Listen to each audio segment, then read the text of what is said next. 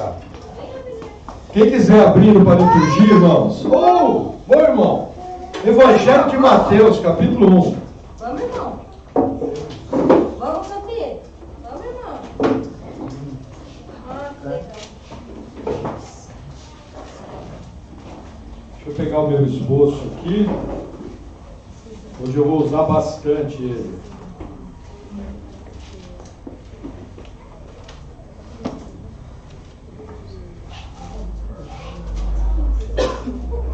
Deixa eu ligar a mesa de som aqui. Tem os irmãos que acompanham pelo WhatsApp.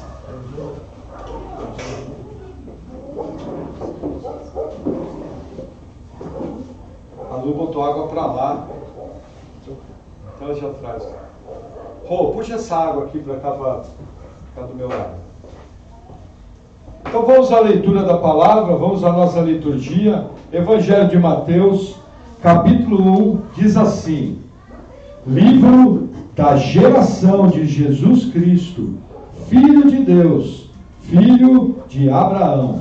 Até aqui. Vamos orar. Senhor, obrigado por tua palavra. Eu oro em nome de Jesus, pedindo pela vida dos meus irmãos, pedindo também pela minha vida, que o Senhor venha, Senhor, com o teu poder, edificando tua igreja, que o Senhor venha nos dando sabedoria, que nós possamos estar aprendendo de ti, que nós possamos realmente ser edificados nessa noite. Pai, me capacita a transmitir a palavra de maneira bíblica, que eu possa estar falando ao coração dos meus irmãos, e que eles possam estar aprendendo de ti e crescendo em sua vida cristã. Tudo isso, Senhor, para a honra e glória do teu nome. Amém. Amém, irmãos. Como eu falei com os irmãos no domingo, como nós fizemos a nossa base no Gênesis, a minha preocupação era estar fazendo os primeiros capítulos de Gênesis, pelo menos até a saída do dilúvio, para daí entrar nos evangelhos. Por quê? Porque toda a estrutura dos evangelhos está naqueles 12 primeiros capítulos de Gênesis. Então, a partir de agora, eu vou estar retomando aquele hábito antigo que eu tinha de pregar em duas vertentes. Então, nós vamos estar pregando nos evangelhos. Eu vou estar abrindo pelo Evangelho de Mateus, e nós vamos estar pregando, continuando o nosso estudo no Antigo Testamento. Só que eu vou estar realizando da seguinte forma, porque existem alguns irmãos que às vezes não podem vir na quarta. Então eu vou estar fazendo da seguinte forma. Por exemplo, hoje eu vou pregar Mateus, domingo eu prego Mateus novamente. Na outra semana, quarta-feira eu prego Gênesis e no domingo Gênesis. Por quê? Como sempre a gente faz uma pequena recapitulação, por amor dos irmãos que às vezes não puderam vir, eles podem pegar o fio da meada, aproveitar a pregação do livro e depois ouvindo, ou na página da igreja, ou no grupo de WhatsApp, eles podem estar pegando aquilo que foi perdido. Então, a partir de hoje, nós vamos estar dando entrada nos evangelhos, completando. Nós já conseguimos, pela graça de Deus, pregar versículo a versículo, de Atos capítulo 1 até o Apocalipse capítulo 22. Agora estão faltando os evangelhos. E veja, hoje eu vou estar dando uma pequena introdução. É muito importante a gente se situar o que são os evangelhos. Primeira coisa, muita gente não sabe o que é a palavra evangelho. A palavra evangelho quer dizer boa nova. Qual que é a boa nova? O Salvador da igreja veio ao mundo. Uma porta que estava fechada, aquilo que era impossível ao homem, ela foi aberta. Na plenitude dos tempos, Deus envia seu Filho Jesus Cristo para pagar o preço do resgate pela nossa salvação. Então, o primeiro ponto, evangelho, é boa nova. Segundo ponto interessante, eu tenho que entender que o evangelho foi passado na época da lei. O Novo Testamento só começa quando Jesus morre na cruz, e ao morrer na cruz, o Evangelho de Mateus vai dizer que o véu do templo rasgou de cima a baixo. E ali, naquele momento da morte de Jesus na cruz, é que é o divisor de águas entre o Antigo Testamento e o Novo Testamento. Que outra coisa que nós temos que entender, o povo de Israel aguardava um Messias guerreiro. Qual que é a história de todo o Antigo Testamento? O povo era fiel a Deus. Vamos lembrar, Deuteronômio 28, e Deuteronômio 30, e aquilo que foi feito na frente do Monte Gerizim, do Monte Ebal, foram proposto uma aliança da parte de Deus. Essa aliança tinha condições. E resumindo, sempre que o povo obedecia, ele tinha bênçãos. E sempre que o povo desobedecia, ele tinha maldições. Qual é a história de Israel? Repetitivamente, quando o povo entrava em obediência à palavra, as bênçãos do Senhor vinham. Quando o povo entrava em desobediência da palavra, normalmente um país estrangeiro vinha, tomava a terra, e aquele povo ficava debaixo de pesado jugo. Quem estava dominando Israel aqui? A maior máquina de guerra da época, o Império Romano. Eles estavam debaixo de um grande jugo. Agora, veja que interessante. Deus, na sua imensa sabedoria, mandou Jesus na plenitude dos tempos, porque a condição de pregação do Evangelho era perfeita. Veja, o mundo estava todo unificado, o mundo ocidental ali, todo unificado debaixo do governo romano. Havia segurança para os missionários viajarem, havia todo um sistema postal de correios. Para vocês terem uma ideia, nós temos aqui pelo menos 3 epístolas escritas por Paulo. Epístolas são cartas, essas cartas chegaram às igrejas através de correio, ou através de mensageiros enviados. Essas pessoas puderam viajar com calma, havia um idioma único. O idioma geral era o grego. Paulo falava grego, Lucas falava grego, Mateus e Marcos escreveram em grego, João, um simples pescador da Galileia, escreveu no Novo Testamento em grego. Então, nesse tempo de pesado jugo romano, a expectativa do povo de Israel é que um libertador nos moldes de Gideão, um libertador nos moldes de Josué, um libertador no porte de rei Davi, porque nós vamos ver hoje, a palavra prometia que da linhagem de Davi viria o Messias. Aí o que acontece? Em toda essa situação, Jesus vem. Só que Deus, ele sempre tem uma forma de operar, em que parece que sempre não, mas muitas vezes, em que ele se esconde através das situações. Por exemplo, nós vamos estudar junto. Era sabido pelas Escrituras que o Messias viria de Belém. Jesus nasceu em Belém. Só que ele se mudou para a região da Galileia, que era uma região ao norte de Israel, muito próxima a uma região onde tinha muitos povos pagãos. O que acontece? As pessoas falavam, mas esse não pode ser o Cristo, porque já veio alguma coisa boa da Galileia. Isso eu costumo chamar, aprendi com o meu primeiro pastor, a estratégia da pedra de tropeço. Quando eu tenho uma situação visível aos meus olhos, Deus está por trás daquela situação, mas aquela situação incomoda a minha maneira de pensar. E às vezes eu tenho dificuldade de enxergar a mão de Deus naquela situação. Justamente aquilo, teu potencial, ou de me levar para dentro do plano de Deus, ou de me afastar, fechar o coração e não compreender nada daquilo. Isso acontece na vida de todo mundo. Então, dentro desse contexto, Mateus vai escrever tentando provar para o povo judeu que Jesus era o Messias. O que nós vamos notar? Por exemplo, Mateus escreve muito assim: para cumprir o que fora dito pelo profeta tal. Para cumprir o que fora dito pelo profeta tal. Por quê? Porque existe uma ordem na Escritura que assim, lá na eternidade passada, antes de acontecer qualquer coisa, Deus decretou toda a história. Ao decretar toda a história, Deus profetizou através da Bíblia. Quando a Bíblia começou a ser escrita, tudo aquilo que previa o futuro não tinha acontecido. Ao profetizar, Deus entra com uma doutrina chamada da providência. Para você entender providência, quem trouxe você aqui hoje foi a providência de Deus.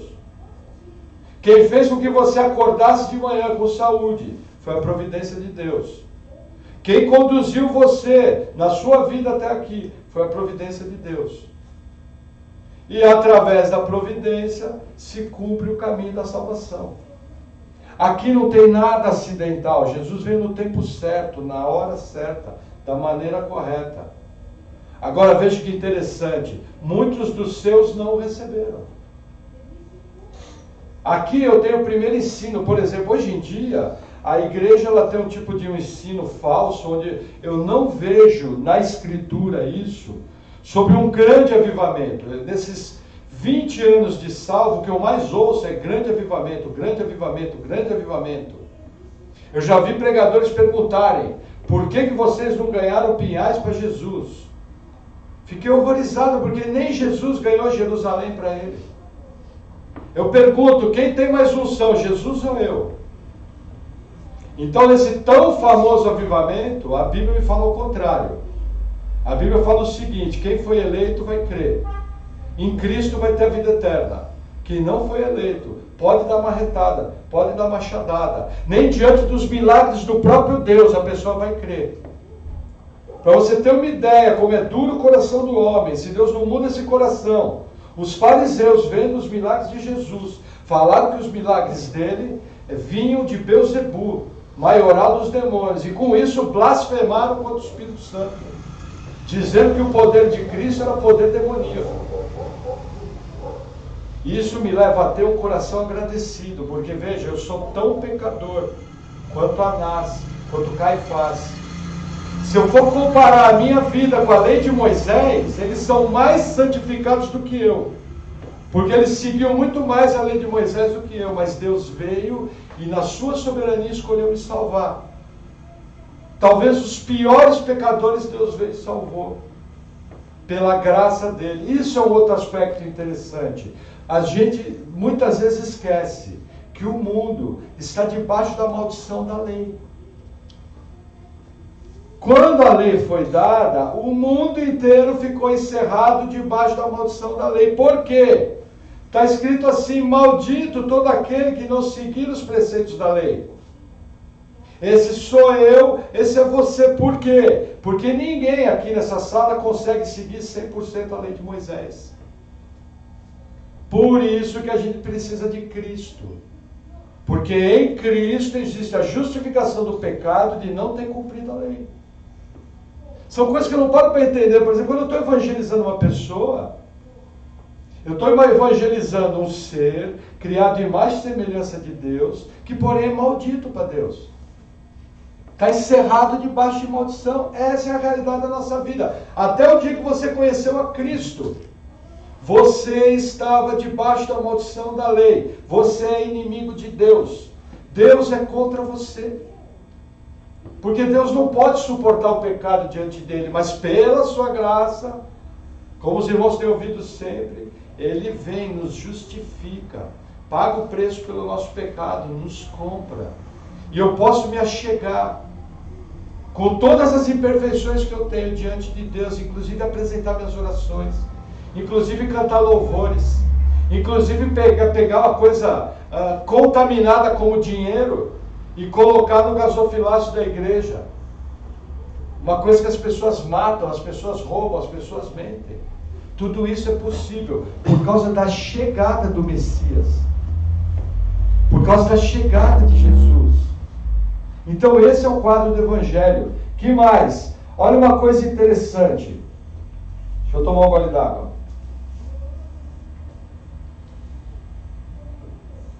O Evangelho de Mateus não tem escrito que foi ele que escreveu o Evangelho.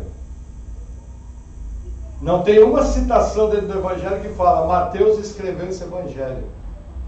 Interessante, né?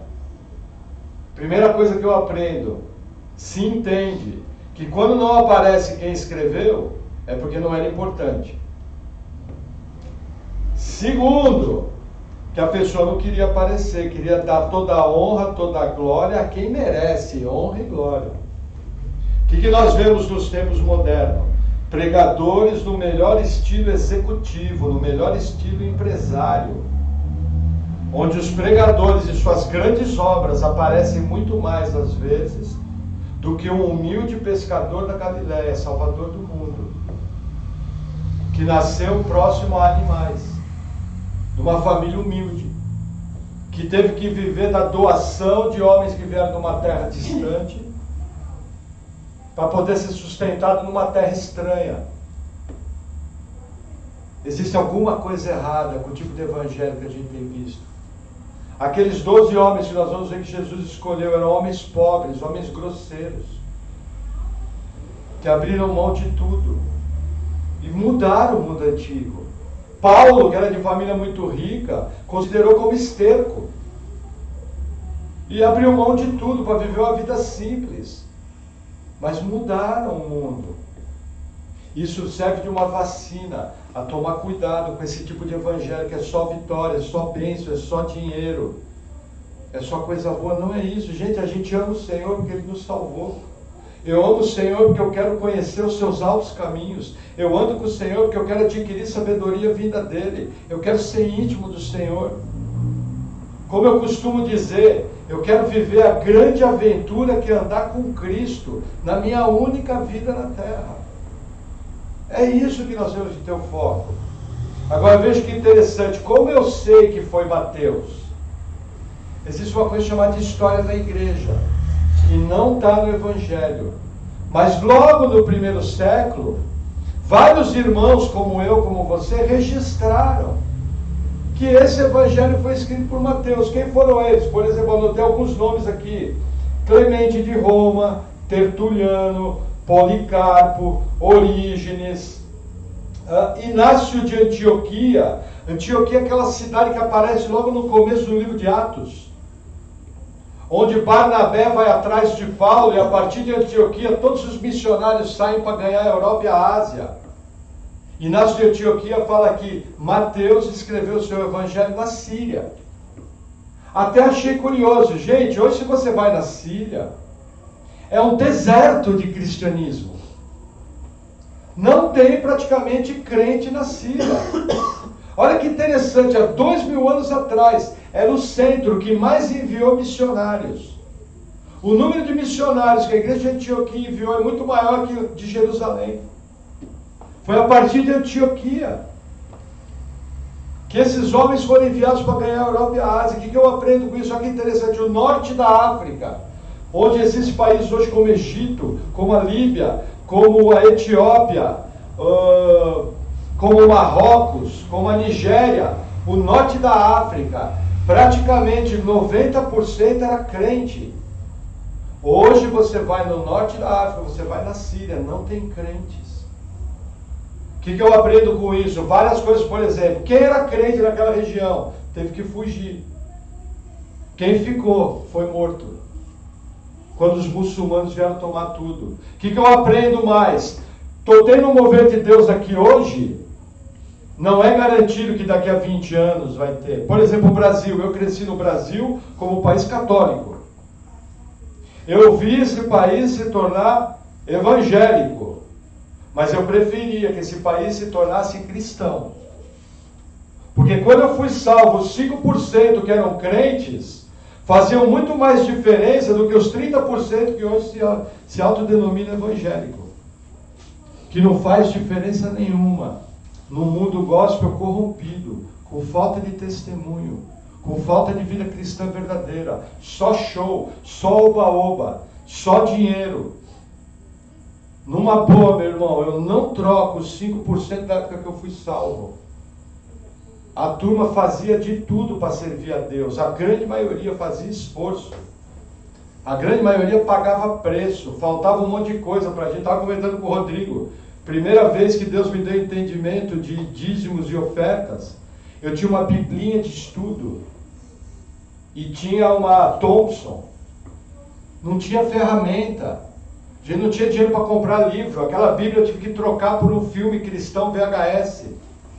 Só que a gente diariamente se dedicava a estudar a Bíblia, estudar a palavra. Quando aparecia um pregador, que era usado pelo Senhor, a gente tinha que correr ouvir ele, porque era uma fonte para a nossa vida. Hoje, todo o Evangelho, toda a verdade bíblica está a um clique. Só que o problema hoje é porque eu me deixo atrair pelas coisas do mundo, e quando eu vou ver, eu estou fazendo coisas que naquele momento são mais importantes que buscar o Senhor. Gente, pregar essa palavra aqui foi moleza. Por exemplo, o esboço eu digitei lá, Escola Charles Spurgeon, Antônio Neto, que é um pastor conhecido. Deu tudo mastigado. Aí surge uma dúvida no meu caminho, eu vou lá no Google, dou um clique. tal, vem tudo mastigado. Aí você fala, nossa, esse irmão prega bem, misericórdia, gente. Com toda a ferramenta que tem hoje, nada além da obrigação, porque nós temos muito mais acesso. Quero saber aqueles irmãozinhos humildes do interior do Brasil, que mal sabiam ler, que enfiavam uma Bíblia surrada debaixo do braço, viveu a vida simples de oração, mas Jesus era o primeiro. E milhares e milhares de igrejas foram plantadas pelo ministério desses irmãos simples. Era uma metralhadora poderosa, teológica. Olha, tinha até alguns erros teológicos, mas eles tinham coração. Eles só tinham o Senhor. Muitos deles morreram, dedicando toda a sua vida para Jesus, para plantar a igreja. A maioria dos pastores que eu conheci nos meus primeiros 10 anos de salvo, pagava para fazer a obra. Pagava. Então nós precisamos tomar muito cuidado, porque é um tempo difícil. Quando eu vejo esse tempo do Evangelho, quando eu vejo aqui igrejas fervorosas, hoje é um deserto. Quem garante que o ambiente espiritual do Brasil, por exemplo, eu vou dar um exemplo para vocês. 1908, se a data não estiver errada, o país é o chamado país de Gales, do lado da Inglaterra. Um mineiro chamado Evan Roberts começou a pregar na saída do trabalho. Pessoas começaram a ouvir. Aquilo começou a alastrar pelo país como um choque elétrico. Para vocês terem uma ideia, os bares fecharam. O estoque de Bíblias do país acabou, foi vendido tudo. E toda uma geração foi impactada pelo poder do Evangelho e foi transformada. Você vai hoje no país de Gales, é um deserto.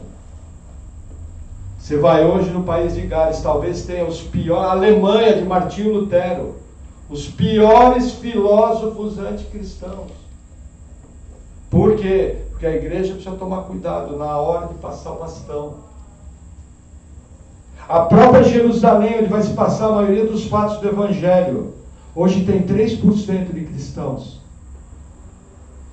Aí você vai falar para mim, mas eles são judeus, mas não são judeus segundo a lei. Não deve chegar a 20%. O resto é tudo ímpio. Com isso eu aprendo, quando existe um mover de Deus, quando existe uma onda de Deus, quando existe uma atuação de Deus, que eu tenho que fazer? Eu tenho que me alinhar com aquilo, eu tenho que colocar minha vida dentro daquilo, eu tenho que fluir naquilo que o Senhor está fazendo, eu tenho que avançar em cima daquilo. Porque com certeza eu e minha família, eu não sei o que vai acontecer com o resto, mas eu e minha família vamos estar andando com o Senhor. E vamos estar andando com Ele de maneira próxima, tendo mais conhecimento, mais sabedoria, mais discernimento. Porque eu não sei se a onda vai passar. Os irmãos percebem o que eu estou querendo mostrar para os irmãos? Então é essa situação que nós temos.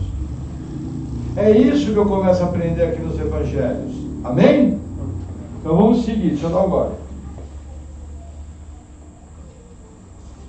Vamos para a palavra então. Mais uma coisa importante. Veja, a data do Evangelho de Mateus, nós não sabemos exatamente, mas ela foi entre o ano 50 depois de Cristo e foi antes do ano 70. Por quê? Porque em Mateus 24, Jesus profetiza a destruição do templo. E isso ainda não tinha acontecido. Então a gente sabe com certeza que esse evangelho foi escrito antes de 70. Como ele veio depois do evangelho de Marcos, e a primeira carta foi escrita pelo irmão de Jesus, mais ou menos em 49 depois de Cristo, que foi Tiago, então a gente entende que o evangelho de Mateus, a documentação está dentro desses 20 anos. Eu pergunto, quem é que pagou o salário de Mateus enquanto ele escreveu o evangelho? Quem pagou o salário de João Marcos? Do que esses homens viveram? Viveram daquilo que Deus supriu, através das mais variadas fontes de graça. Agora vamos pensar, vocês sabem o que Mateus fazia na vida? Mateus tinha uma das profissões mais rentáveis, com o melhor salário da época. Mateus era coletor de impostos. Isso é uma outra característica importante. Como é que a gente sabe que é Mateus? Quando você olha todas as descrições de moedas, ele descreve certinho. numa época que ninguém sabia nada sobre moeda. Mais um ponto apontando para Mateus. Esse homem abriu mão de ser um alto funcionário público para ser um seguidor de Jesus, que não tinha nem aonde reclinar a cabeça. Jesus não tinha nem casa, gente. Não tinha casa. Mateus abriu mão de tudo. Então, quando a gente fala de Paulo, que também abriu mão de tudo, nós não podemos esquecer de Mateus. Mateus era um homem rico, muito bem de vida, que chutou tudo. Eu pergunto, para você servir a Cristo, que tipo de sacrifício você já fez até hoje? Que coisas você abriu mão para servir ao Senhor? Qual foi o preço verdadeiro que você pagou na sua vida por seguir Jesus, abrindo mão daquilo que você gosta? Entenda, meu irmão, seguir Jesus fala de caminhar a segunda milha, fala de receber ofensa e estar preparado para outra. Ver o reino de Deus aqui fala de esforço. Hoje em dia nós chegamos ao Evangelho para sermos servidos. Só que o Evangelho bíblico, do Deus bíblico, a igreja serve, não é servida. Você imagina se esses irmãos não tivessem se dedicado a escrever o Evangelho? O que nós estaríamos lendo hoje? Como é que eu estaria ensinando a palavra hoje? Se não fossem esses homens abrir mão de tudo. Isso é algo que eu tenho que pensar. Veja, a salvação é pela graça. Mas essa salvação pela graça exige uma posição minha. O que eu abri mão até hoje? Normalmente, o evangelho vivido hoje é de conforto. Normalmente, se você chega para a pessoa hoje e você conversa com ela, fala, fulano, a gente congrega 2 vezes por semana. Capaz de torcer o nariz da cara, será que o pastor não está exagerando? Aí você conversa com a pessoa hoje, fulano, a gente entende que o cristianismo correto, a oração é diária. Nós entendemos que o cristianismo correto, eu leio a Bíblia diariamente. Pastor, não vou fazer mais nada na minha vida? Não deixa, não é bem esse tipo de evangelho que eu quero. Quando você chega para a pessoa, irmão, olha, aquele irmão lá está meio com dificuldade na fé. Por que você não vai lá fazer uma visita para ele? Por que você não ora para ele? Pastor, está exagerando, está pensando que eu sou a Madre Teresa de Calcutá? Essa é a visão que nós temos. Só que se não fossem esses homens servindo, esse evangelho não teria chegado até nós. Muitos deles pagaram com a vida. Sabe como é que Mateus morreu? Sabe qual foi o prêmio dele de largar um alto salário e viver uma vida humilde? Morreu martirizado. Eu até vou ficar de pesquisar como ele morreu. Mas pode ter sido certeza que deve ter sido uma morte agradável. Ou foi enforcamento, ou foi linchamento, ou bateram até arrancar os pedaços, ou queimaram vivo. Só esse tipo de morte bem agradável. Ou foi jogado para os leões. Mas aonde o evangelho é pregado, esse evangelho é ensinado.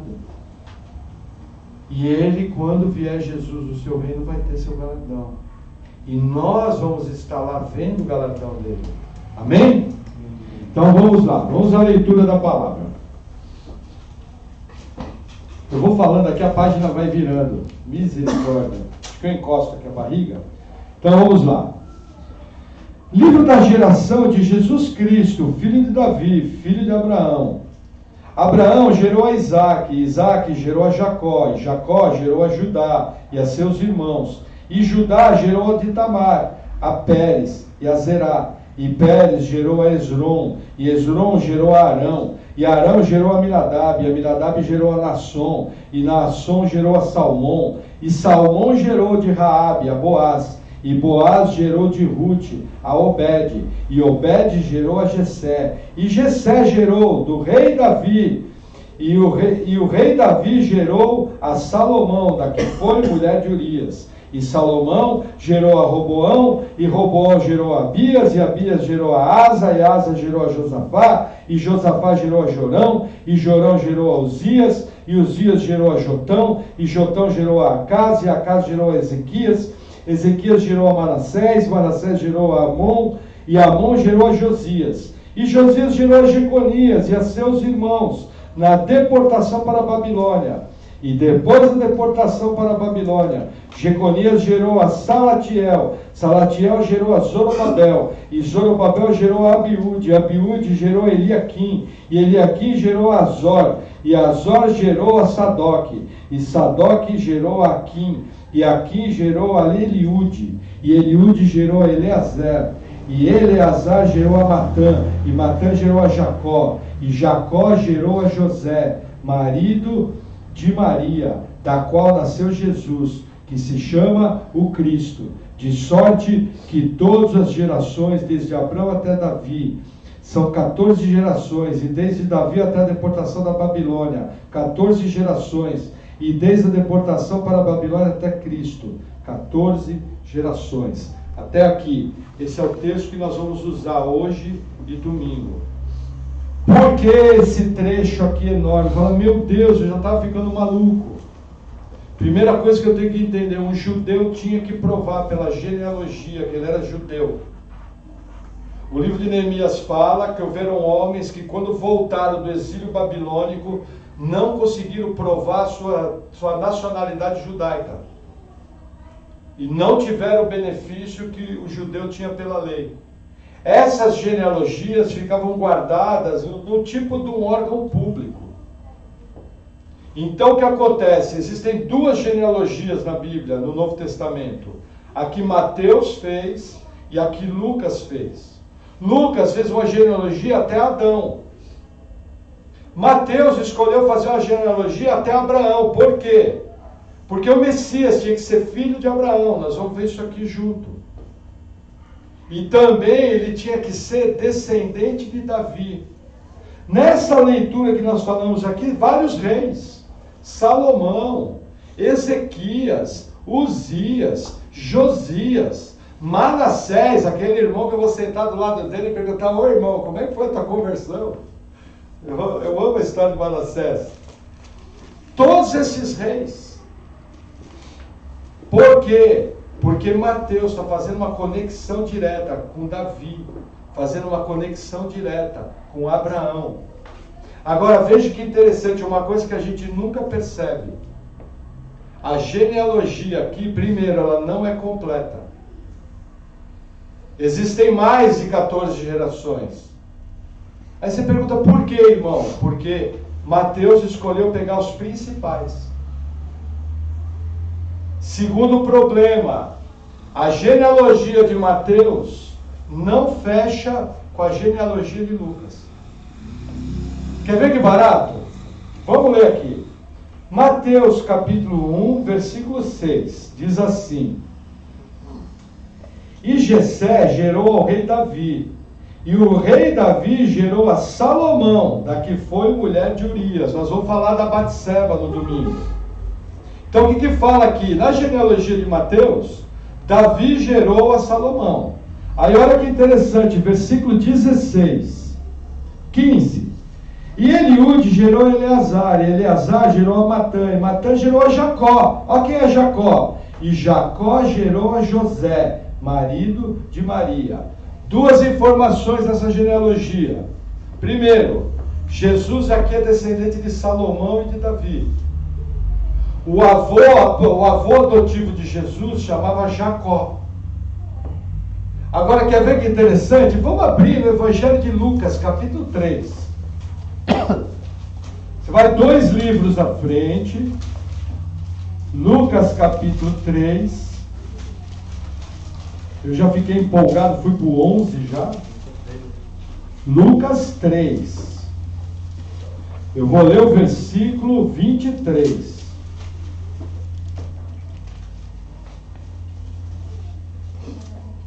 Lucas 3, 23 diz assim: E esse mesmo Jesus estava como que começando os 30 anos, sendo, como se cuidava, filho de José, e José de Eli. Opa! Já não fechou. Mateus fala que José era filho de Jacó. E Lucas fala que José era filho de Eli. Encontrei uma mentira na Bíblia? Vamos para mais um ponto. Lucas capítulo 3, versículo 31. Olha que interessante. E Eliaquim de Meleá, e Meleá de Mená, e Mená de Matatá, e Matatá de Natã, e Natã de Davi. Peraí, mas eu acabei de falar Salomão de Davi. Numa genealogia diz que o pai de José é Jacó. Nessa mesma genealogia fala que Jesus é descendente de Salomão. Na outra genealogia fala que José é filho de Eli. E que o filho de Davi, da qual Eli é descendente, é Natã, não Salomão. Só que veja que interessante, existe uma profecia na Bíblia que diz que de Salomão sairia o Messias. E agora, Carlinhos? Segundo problema, Lucas era o tipo de um historiador que fez uma história perfeita. Aí eu pergunto, quem está com a razão, Lucas ou Mateus? Aí eu pergunto, pode ter mentira na Bíblia? Não. Entendam, alguns autores dizem que a genealogia de Mateus está falando a genealogia de José e que a genealogia de Lucas está falando a genealogia de Maria. Mas não é isso que aconteceu. Existe uma explicação melhor. A genealogia de Mateus, ela segue uma genealogia real, que passa por toda a linhagem de reis, e vai chegar até Davi, vai chegar até Abraão. E a genealogia que está em Lucas é do pai biológico de José. O que os teólogos entendem? Esse camarada aqui, chamado Jacó, que aparece na genealogia de Mateus, morreu sem deixar filhos. Havia uma lei em Israel que quando um homem morria sem deixar filhos, o parente mais próximo dele possuía sua esposa para gerar descendentes em nome dele. Quem era o parente mais próximo do tal de Jacó? Eli. Ele cumpriu a sua responsabilidade na lei, gerou descendência para os seus filhos, e essa descendência ficou registrada. Só que a descendência de Jacó também ficou registrada, por isso que uma passa pelos reis de Israel, e outra passa pelos descendentes de Davi, normal, mas vai por outro caminho. Então a genealogia de Lucas é a genealogia biológica, do pai adotivo de José. José também teve um pai adotivo. E a genealogia de Mateus é a de Jacó. Olha que interessante. Nos tempos do rei Herodes, você sabe quem era um dos herdeiros do trono de Israel? José, pai de Jesus. Porque ele era descendente direto de Davi. Aí eu pergunto, quando você vê José, você vê um descendente de rei? Não, na verdade você vê um homem extremamente humilde, vivendo uma vida extremamente dura. Porque era tempo de juízo sobre Israel. Coisa maluca, se fôssemos nós que fôssemos mandar o Messias, a gente ia mandar na casa do mais rico. Deus manda na casa dos mais pobres. O Salvador do mundo. Por que é importante saber isso? Aquilo que eu falo, um ateu bem preparado, vem engolindo você. E eu já vi gente que não tinha resposta, balançou na fé. Então hoje você já sabe. Agora, essa genealogia tem algumas coisas interessantes. Vamos abrir primeiro, vamos fazer agora uma pequena viagem pela Bíblia, para a gente entender por que Mateus colocou todos aqueles nomes ali. Existe um motivo, existe uma história por trás de tudo. Vamos abrir o livro do Gênesis, capítulo 12. Nós vamos correr alguns textos, lembrando que é uma introdução. Deixa eu até fazer um parênteses aqui para colocar para os irmãos.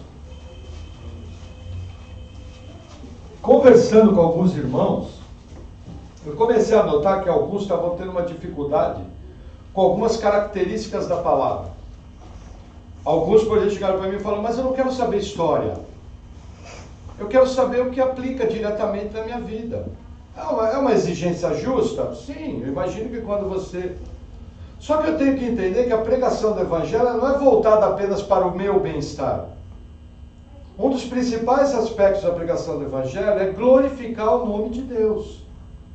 Quando eu vejo essa genealogia de Jesus, essa história contada dessa maneira, desde o começo da história, até chegar nos Evangelhos e até chegar na minha vida, o nome de Deus é glorificado. Essa pregação é feita para honrar o nome do Senhor. A gente não está aqui para se servir de Jesus como supermercado.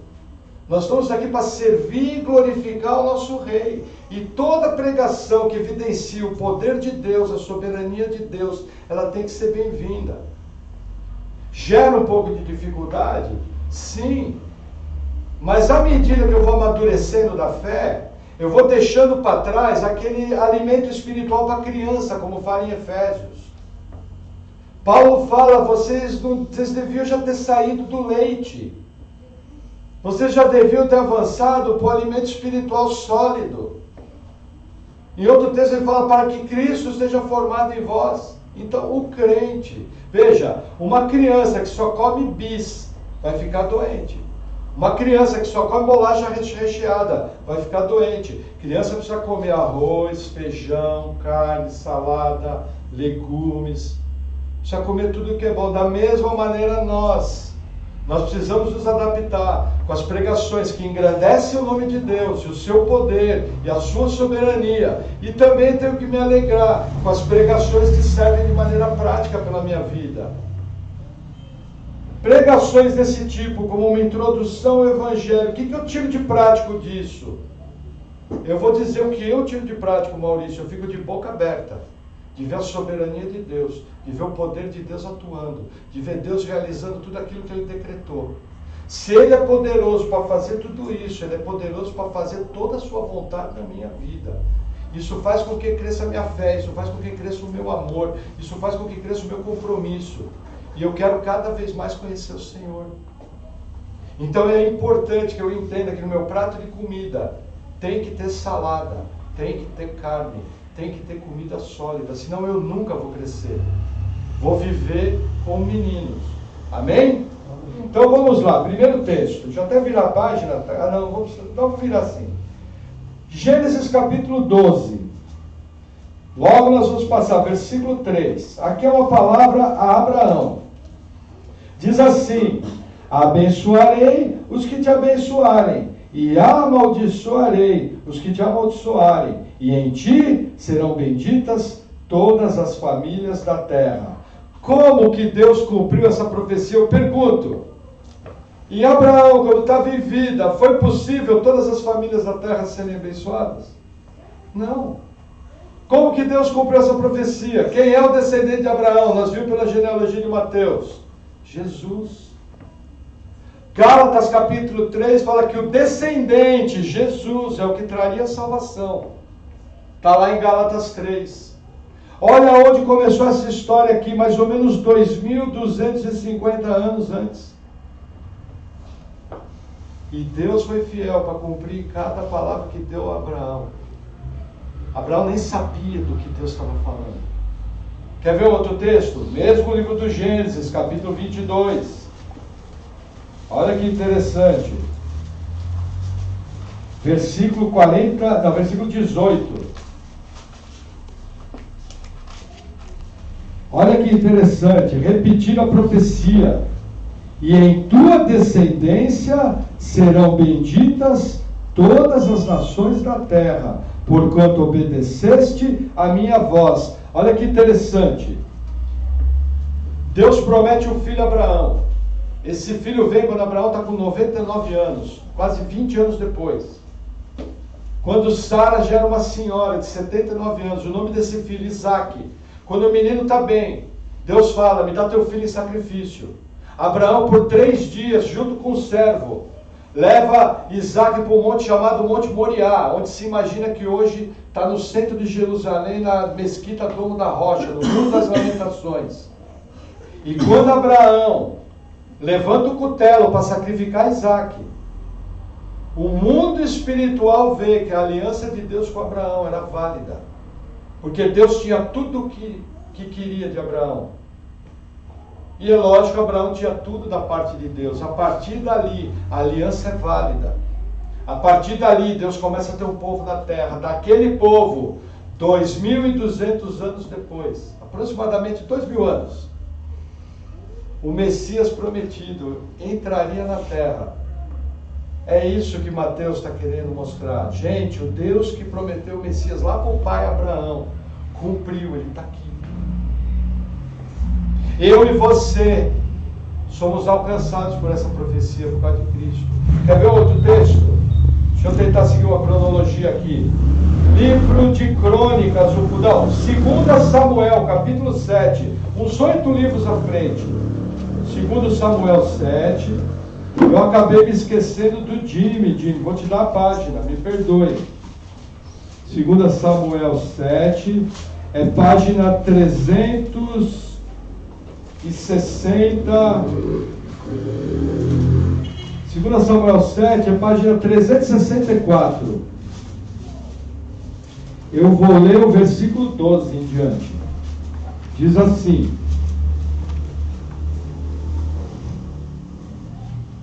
Deus falando a Davi: quando teus dias forem completos e vieres a dormir com teus pais, então farei levantar depois de ti um entre a tua descendência, o qual sairá das tuas entranhas, e estabelecerei o seu reino.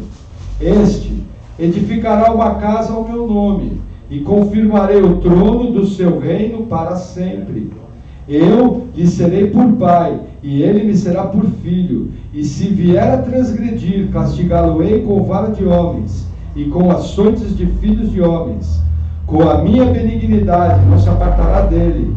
Como a tirei de Saul, a quem tirei de diante de ti. 16. Porém a tua casa, o teu reino serão firmados para sempre diante de ti. Teu trono será firme para sempre, conforme todas as palavras e conforme toda essa visão. Assim falou Natã a Davi. Qual a promessa de Deus aqui? Davi teria um descendente no trono de Israel para sempre. Quem é esse descendente? Jesus Cristo de Nazaré. Lembra que Mateus ligou Jesus a Davi? Isso é uma promessa messiânica. Quer ver que interessante? Tem uma outra promessa que Deus cumpriu. Crônicas, capítulo 3. Vamos um pouquinho à frente. Vai passar por 1 Reis, vai passar por 2 Reis, aí você vai ter 1 Crônicas. Capítulo 3.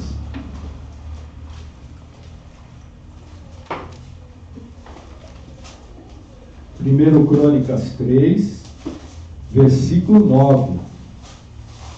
Página 468, Jimmy. Olha que interessante, gente. Todos estes foram filhos de Davi, afora os filhos das concubinas, e Tamar, irmã deles. E o filho de Salomão foi Roboão, de quem foi filho Abias, e de quem foi filho Asa, e de quem foi filho Josafá, e de quem foi filho Jorão, e de quem foi filho Acasias, e de quem foi filho Joás. E aí segue. O que eu tenho aqui? A mesma genealogia que Mateus registrou.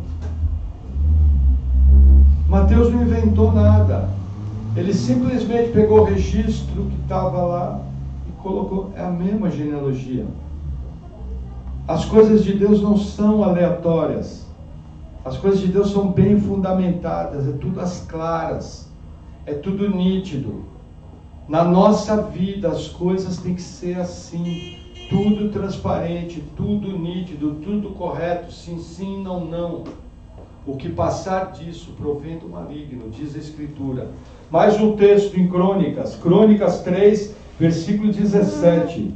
Olha que interessante, continuando, para você entender, eu vou ler até o 19. E os filhos de Jeoiaquim, Jeconias, seu filho, e Zedequias, seu filho, e os filhos de Jeconias, Assir, seu filho, Sealtiel, e os filhos desses foram Malquias, Pedarias, Senazar, Jecanias, Osamá e Nedabias. E os filhos de Pedaías, aqui é o que nos interessa, Zorobabel e Simei. Quem foi Zorobabel? Zorobabel foi o descendente do reino, que foi nomeado governador, quando o povo voltou do exílio babilônico. Aonde que está esse Zorobabel? Na genealogia de Jesus. Percebe que interessante? Se cumpriu debaixo dos nossos narizes, do nosso nariz.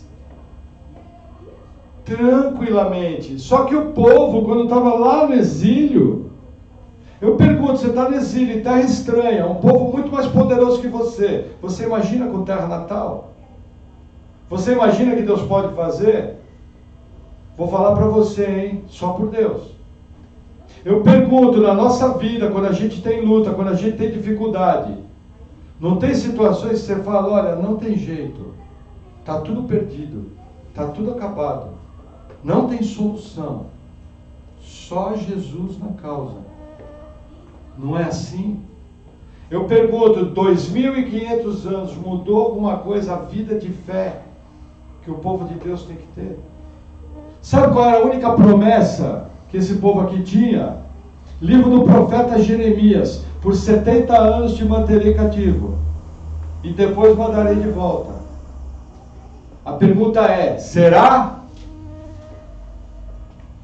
Essa geração, debaixo de uma mão pesada, debaixo de um poderoso jugo, viu o milagre de Deus acontecer da mesma maneira que somos nós. Gente, a mesma dúvida. Vou falar uma coisa para vocês, eles estão pior do que a gente, porque o Espírito Santo não morava dentro deles. De nós, o Senhor deu o penhor do Espírito, que nos capacita a viver a vida cristã. Quer ver outro texto interessante? Vamos lá. Livro dos Salmos, capítulo 132. Salmos. Ficam tranquilos que só falta 412 versículos só. Salmo 132, versículo 11. Página 689. Olha que interessante.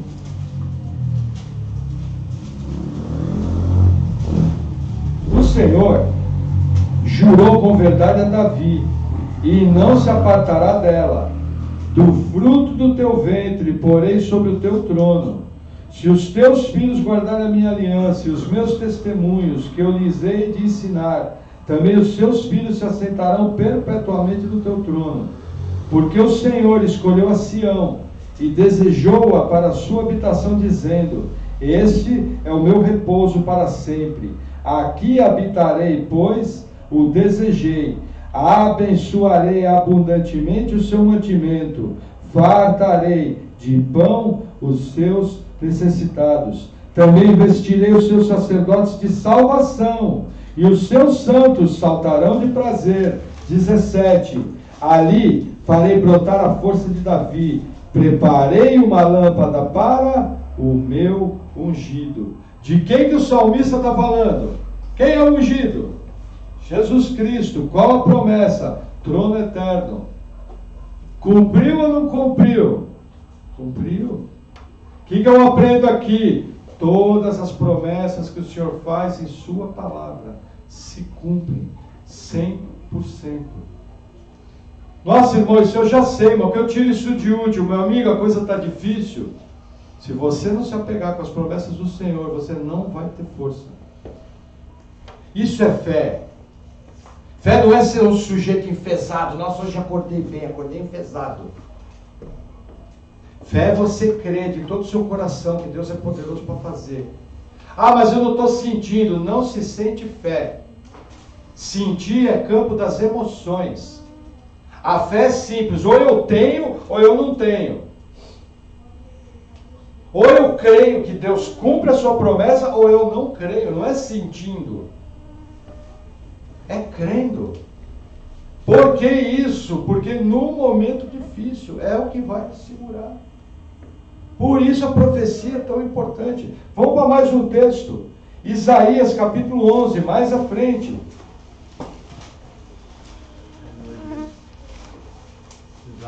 Isaías 11.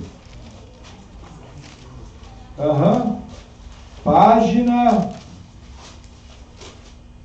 Isaías 11. Página 751.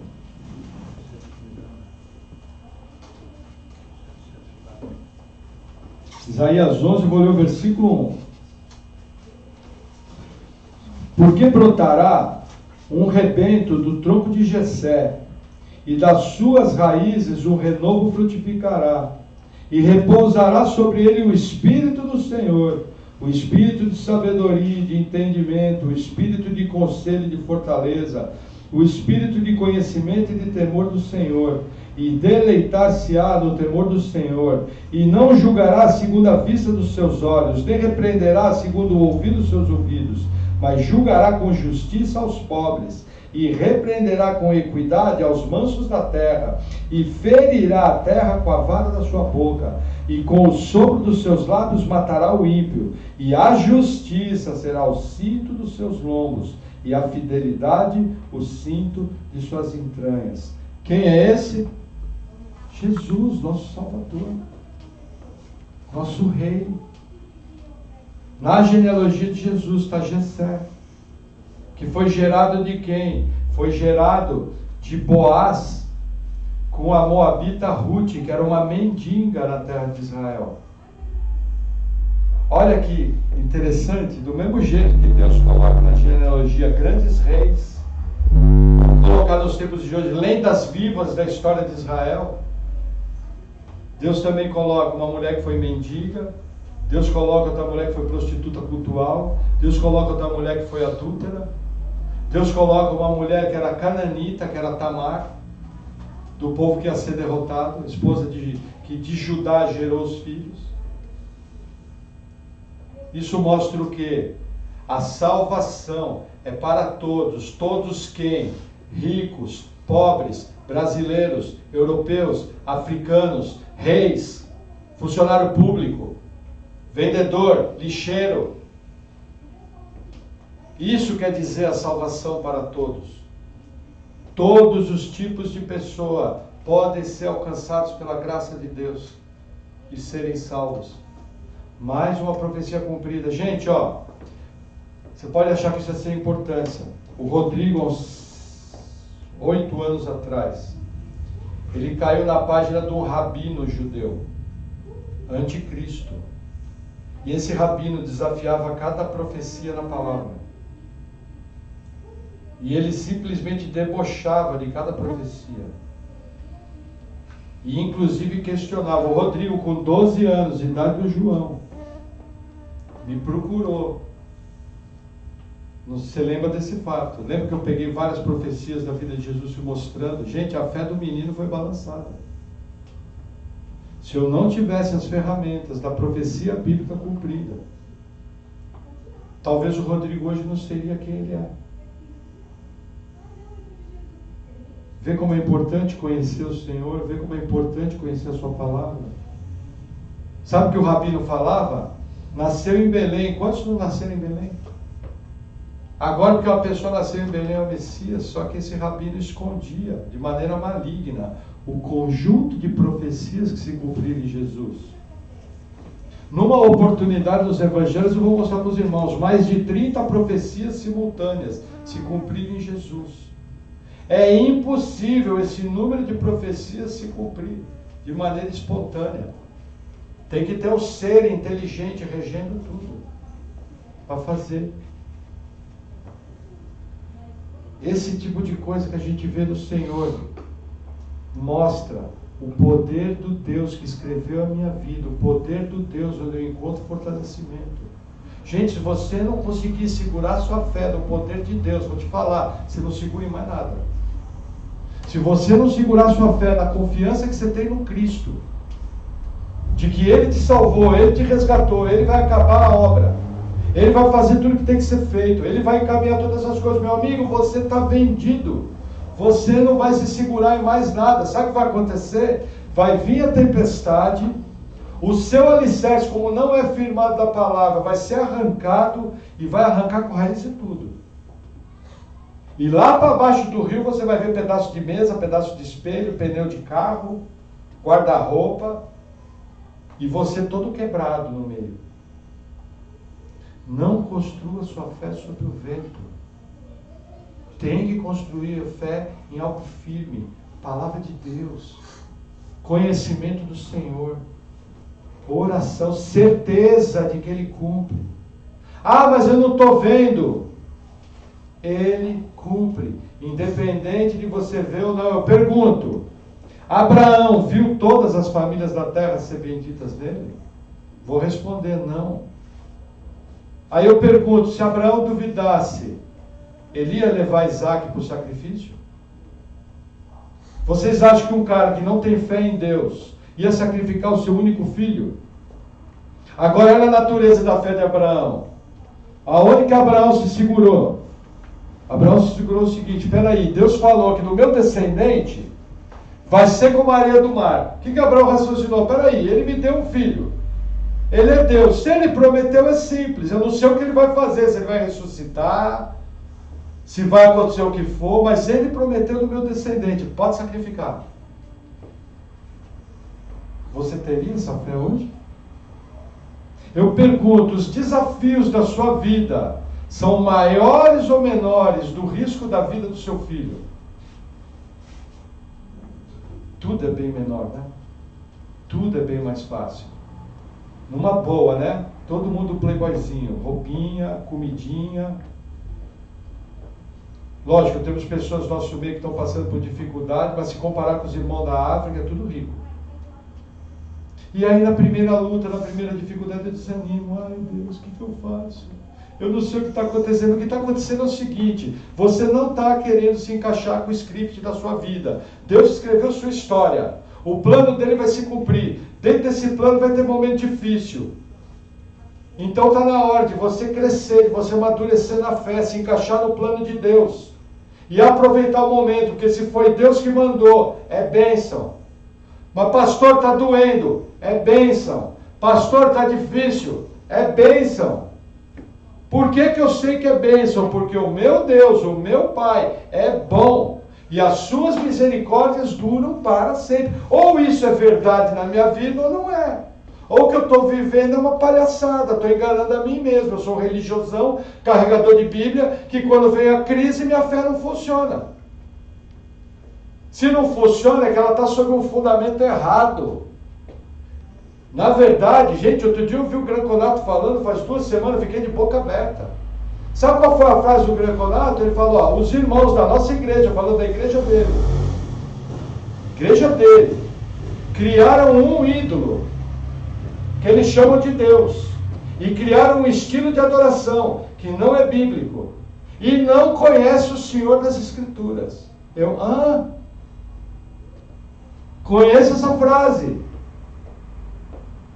Gente, nós precisamos parar de criar ídolo no nosso coração.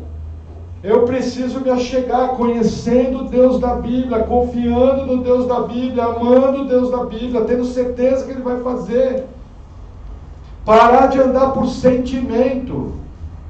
Eu não tenho que vir para a igreja quando eu estou bem e quando eu estou mal. Eu tenho que vir para a igreja porque a palavra manda eu vir. Eu não tenho que orar quando eu estou bem e quando eu estou mal. Eu tenho que orar porque a palavra de Deus manda em tudo. Apresentei súplicas, petições.